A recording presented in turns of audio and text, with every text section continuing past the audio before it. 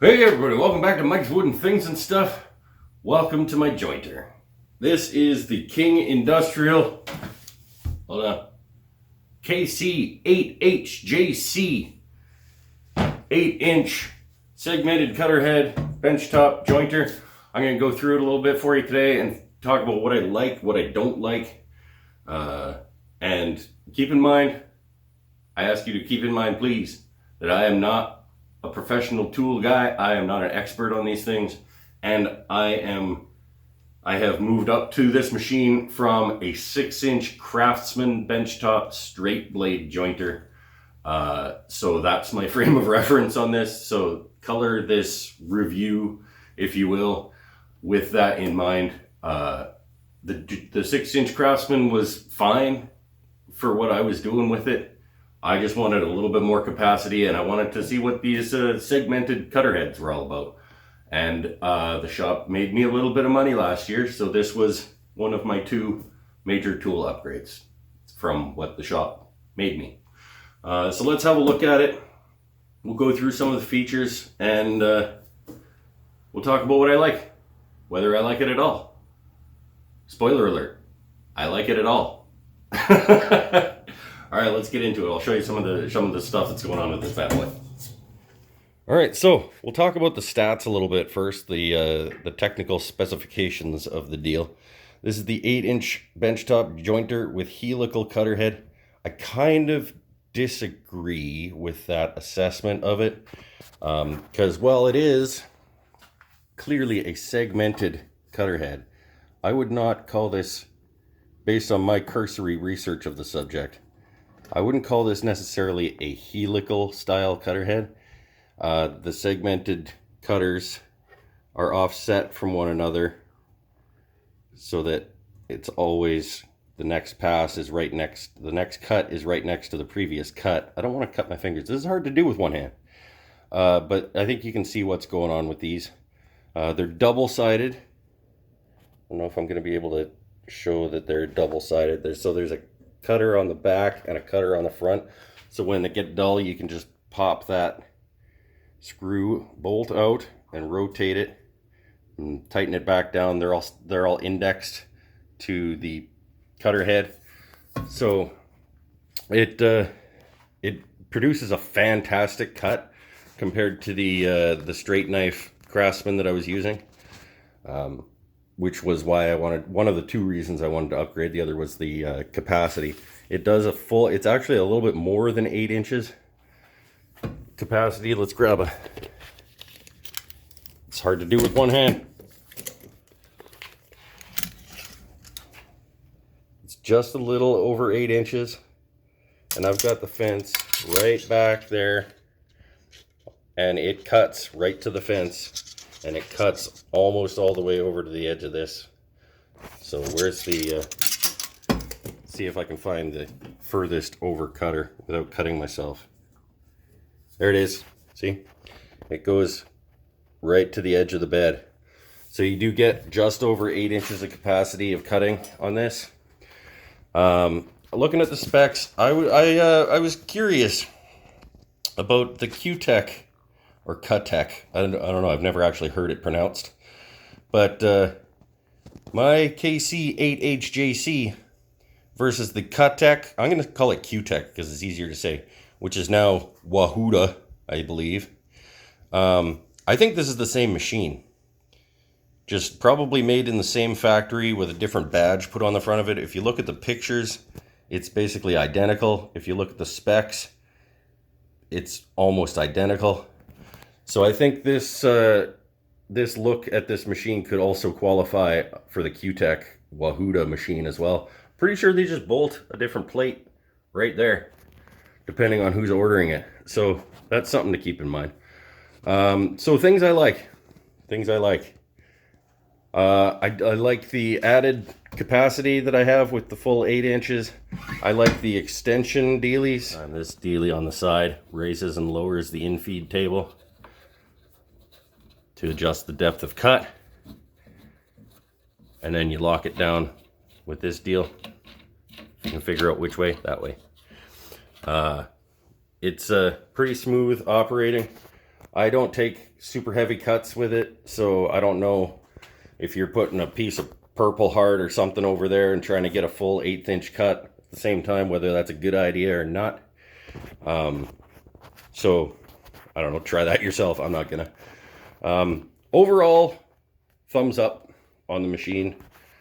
Let's get into a couple of things that I don't really like, but they're fairly minor, and we'll talk about that in a second. All right, so I brought it over to the workbench so I could get a little clearer, well-lit shot of the back here. The first of really only two things that I don't like about the machine when I compare it to the old Craftsman that I was using. The first is these adjustment things for the fence. This one locks and unlocks the tilting of the fence. So you unlock it, you can tilt it back to 45 degrees or up to 90 degrees and make sure that it's square. Once you get it set to square, I don't know that I'm ever going to have to cut off square with my jointer. So this is really not that big a deal. Once you get it locked in at 90, it does stay at 90. But these adjustment knobs are clearly a cheap plastic that I have a feeling if something's going to break on this machine, I'm going to be adjusting that. I'm going to be unlocking or locking one of these, and it's going to snap off in my hand. That's going to be the thing that breaks on this machine, I'm pretty sure. This one is to unlock the forward and back where the fence sits on the bed, and then you lock it in when you get it there. This one I'm going to use a little bit more than this one, because if I'm just doing a bunch of edge jointing, then I should probably move this fence in a little bit, just so I'm not using the same cutter all the time on my edge jointing. But even that, I'm not going to use that very often. So these are not a make or break thing for me, but keep in mind, if you're looking around at jointers, that these adjustment, I guess let's call it a knob. It's not really a knob, it's like a toggle. But they are cheap plastic garbage. So that's going to be the first thing that breaks on the machine, pretty sure. But it's just an observation. Not going to be a make or break for most people, I don't think. The second thing I don't like is around the other side of the machine. Let's go have a look. Here's the other part I don't care for.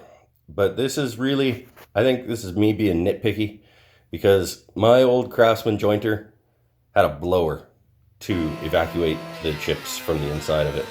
And I just I assumed that the $50 jointer that I got off Craigslist from like the 1980s or whatever,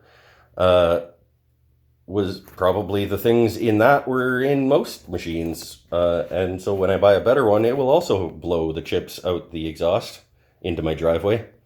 But it absolutely does not. You need to hook this thing up to dust collection in order to get the chips out of it, or else the inside will fill up and cause you a problem eventually. I found that out when it started spewing chips back at my face while I was jointing, very, very soon after I started using it. So overall, very, very happy with the machine. Cost me about $700 Canadian. So what's that, 5 1/4-ish American dollars? So if you find a benchtop jointer, 8-inch benchtop jointer with quote unquote helical cutter head, it's probably not a helical. It's probably just a segmented cutter head like this. But do not let that throw you off, because I think this is a good investment. Yeah, if it's a Cutech, if it's Wahuda, if it's King Industrial, if it's anybody else that makes an approximately $500 US 8-inch segmented cutter head benchtop unit, it's probably this one. And I say take a shot at it. If it fits your space and it fits your budget, I'm pleased with my purchase. So, oh, you know what I actually just remembered I wanted to talk about in terms of things I don't like? I do not like that in the maintenance, operation and maintenance book that comes with this thing, it literally says to you, under leveling and aligning tables. So if this thing, I got lucky and it cuts straight and flat out of the box onto my shelf, it's not a shelf, it's a table, on this When I put it down and turned it on and started cutting, it was fine. If it is not, this is the instructions for leveling and aligning the tables. The jointer tables are aligned and leveled at the factory, but in some rare cases, one or both tables may become misaligned and require adjustment.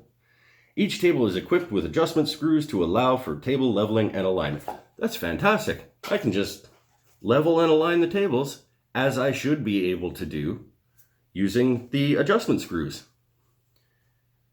It is a very difficult adjustment to make. We highly recommend that any parallelogram adjustment to the tables be done by a qualified service technician. So no, like, this is how you align the tables if they're not aligned. This adjustment makes it go this way, this adjustment makes it go this way. No diagram, no nothing. You can fix this yourself using bolts, the adjustment screws that allow for table leveling and alignment.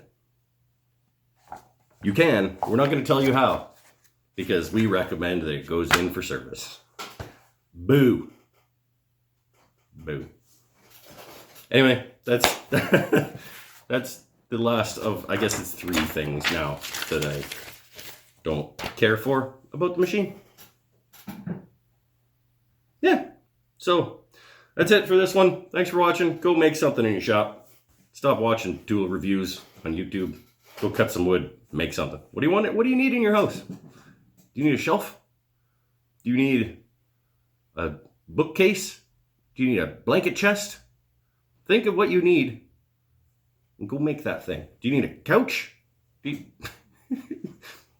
Probably not going to make a couch out of wood. But if you need a couch, maybe go buy a couch. And then go make something out of wood. Don't make a couch. Hey, all right, bye for now.